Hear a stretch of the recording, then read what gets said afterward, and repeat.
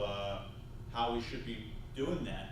And how we do that is by either in food and beverage, having good food, good service, great environment. Same thing with hotels, casinos. So that's things we keep in mind. Identify one friend that you believe has a positive influence on you and one that has a negative influence. How do you handle these relationships? Something we just talked about a minute ago. We have some people in our lives who are positive people and some who are negative. So without saying any names, how would you answer this question? How do you deal with people in your life, in your circle, who have negative personalities? Yes. You could cut them out of your life. Then you won't have any negative. Right.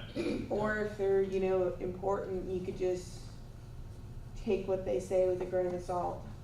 Excellent outlook. Anybody else? Give her opinion on the situation without whatever you're thinking. Okay. If I have a friend that's kind of in the wrong light or in a negative space, I always as a friend and as a leader, I would try to help them out of it and help them look towards the positive and build them up as a person as well. Right. Yes. I think you could say a lot of things, but I wouldn't sugarcoat it. Tell them it's going to be okay when it's not. Mm-hmm. Or tell them a lie instead of what's really going on. Like if they were to sing a song and to them it sounded really good, but it's really bad. How many of you find yourself sugarcoating things or not being completely candid with people a lot? I do a lot of times, but not as much as I used to, because you want friends and you want people around you who are candid at all times, especially at work. You want working relationships where people are candid. That's when people know that they're being heard and they're being listened to, is when you're able to speak your opinion.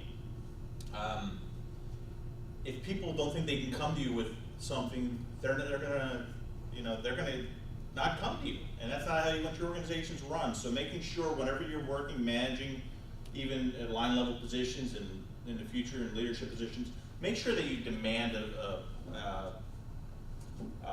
culture of candor in all of your organizations. Okay, make sure people feel free in coming to you and telling you anything. Nothing's swept up that way. Nothing's swept under the rug. That way, everyone knows that their voice is heard. Without that, you're never going to move forward. People shouldn't have to play games and figure out what's in your head. You should be able to say, if it's a problem, you need to address it and move on. All right. Talk about self-efficacy and its influences. Talk about self-concept. It's how you view yourself. Self-image, your belief of how others view you. Self-efficacy is your belief in your ability to perform a task, and that never leads to a projection, which is the way you feel about yourself and environment. So it's all started with your self-concept, and how you view yourself. A lot of people don't view themselves that great. Think they can. When I hear going around the room, everyone has these ideas and dreams and hopes of what they want to do in the future, and those aren't really small things there. You guys are shooting big, and I love that. And in order to achieve that, you first have to be able to believe in yourself and be able to have this almost rugged individualism that you're going to be able to succeed. We all go through ups and downs, and we're going to talk about that a lot in this class. But it's having that belief and betting on yourself, knowing that you're going to be able to do okay. We're going to give you a lot of the tools that you're going to need, and we're going to be able to we're going to shoot you straight in a lot of ways. Some things you may not want to hear, but it's just the way it is. Talking about what employers want to see. A lot of people, they'll I'll backtrack on that right now, but just making sure that you believe in yourself and your ability to get things done. Personal brand, which is a lot of things. It's going into not only your social media, but how you project yourself day in, day out, how you want people to see you. That reflects the traits you want others to think of you when they think of you. It may include appearance, values, knowledge, skills, and value to others. But you need to make a firm commitment to be able to invest in your personal brand. And when career services comes in, when we start going through the KWS Professional Development Series, you're going to see a lot of things with resume, cover letters and very intricate things.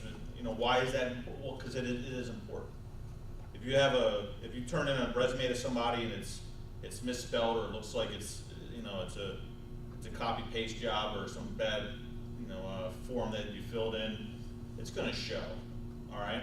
If you go to a job interview and you wouldn't go to a job interview with a hat on, but if you went in with the hat on, people legally they can't say, well, they'll sit down and they'll interview you and you'll never hear from them again.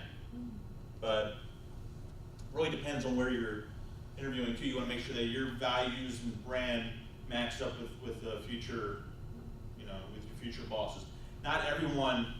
John, you worked at Peabody, correct? I did. You did. I stopped working there. Okay. We worked at Peabody. Not everyone is man from Peabody. For that brand. Not everyone. That's not everybody's style. Some places, if you walk in there and you might have tattoo, and we'll talk about tattoos later as well. But if they don't like tattoos, for example, not saying that they don't, but there's some other organizations that would embrace that, and that's what you want to make sure your values are aligned with the organizations. Dealing with negative baggage. Everyone has baggage in their life. Some people let it go, some don't. Your past experiences impact your personality, influence your behavior. Negative baggage does affect your performance with how you talk to people, both your coworkers, your guests, and your bosses. A lot of people, it could be bad relationships, it could be issues, things that happened when you were young, a lot of things. But we all deal with baggage in one way or another. But as we go through our goal, as we go down this journey together, and well beyond this class, you're gonna have to learn how to deal with that, move on, and be able to you can turn that negative baggage into a positive in the future as well. Your locus of control is identify who you believe controls your future. Show of hands, how many of you think that you control your future? Raise your hand. How many of you don't? Why is that? What you think of and what you want is you controlling it, but the majority of your future is controlled by the universe. You have a small part in what you do. Mm-hmm. It's really the people around you who contribute to it, your parents, your friends. They play a big part in it because you may not know some people, but they'll have contacts that'll help, and they'll be a big part of your future. Mm-hmm. Right. So I really believe most people have control of their future and where they're going to go, and I don't believe in so many. There are external factors that are going to affect each and every one of us and how we progress in the future in our career. I think a lot of it's how we look at ourselves, who we surround ourselves with. I think those are big factors as well. But I think we all have the power to do whatever we want. And for those of you who want to own your own hotel, you want to own a casino, you want to work, you can do it. If you have a plan, we're going to get to plans, SMART goals, and throughout the course, hopefully, like I said, we just give you the tools, and with that foundation, hopefully you take that and run with it. Learning styles, the method in which you best take in information and learn new ideas. There's 3 different types, which most of you probably know or have heard of. Visual learners who learn by seeing, auditory learners by hearing, or tactile or kinesthetic learners best by feeling, touching, and holding. Now, with those 3, that's how it's important for us to know how we are as learners, because if you're a very visual learner, or if you're a kinesthetic learner, visual learning style is not going to work for you. You need to figure out what works best for you. When you start leading teams, you need to keep this in mind too, because in knowing how to deal with other people. Everything that we're dealing with in the first part of this class, the Myers-Briggs, the Focus 2, the Strength Finder, or Clifton Strengths, those are all based on you, so you start looking first inside yourself and seeing what works best for you. And then we're going to take that and in the future learn how to fit that into our leadership and management style to bring the best out in others. Importance of goal setting, goals, of course, target. Think of the reward as the top of the ladder. You must climb the ladder for reaching a reward. Goals provide focus. Setting goals helps you be more successful in your career. How many of you think you're good at goal setting? Why? I like to think of things realistically. Mhm. I actually teach goal setting in Boy Scouts, so I've had a lot of ways to look at it and make sure that the goals are smart, attainable, and stuff like that. Okay. You teach it to Boy Scouts? Interesting. Were you a Girl Scout in the past? No, I'm a Venture Scout, which is one of the co-ed programs of Boy Scouts. Okay. Very good. Goal setting is indeed very important. We're going to talk about SMART goals in class and the importance of setting SMART goals. Now, you can have your goals. A lot of times with goal setting, people, once they reach that goal, you know, it's the what's next. You know, it's you know, you can achieve the goal, but it's the art of fulfillment after that, and being like feeling happy with what you receive. Some people never are happy with. They're never happy in life, regardless of it. But it's all about setting goals, achieving goals, setting new goals then. And some goals are really, really big, as we're going to talk about here in a minute, long-term goals. And then but you have to break that down, and you have to chunk that into manageable pieces.